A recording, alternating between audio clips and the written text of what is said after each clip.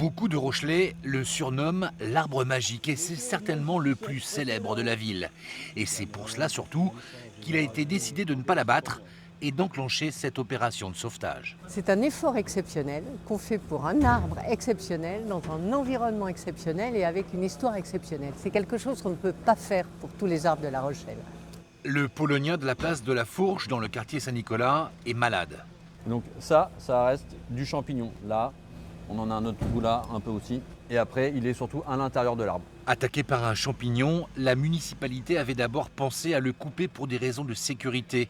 Mais face à l'émoi des riverains et après des analyses poussées, d'énormes étais ont été arrimés pour prolonger de 5 à 10 ans la vie de cet arbre emblématique planté en 1971 par Michel Crépeau. Oui, c'est important parce qu'il fait partie de nous, quoi, du quartier Saint-Nicolas, de notre quartier qu'on aime beaucoup.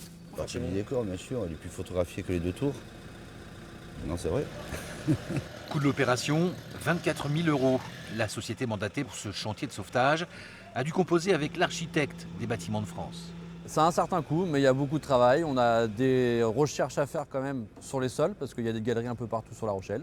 Des déposes de pavés, du coulage de béton, tous les engins, tout le matériel qu'on utilise, le bois, la création des platines, puis après la mise en œuvre. Donc oui, ça a un certain coût, mais ça vaut le coup en fait.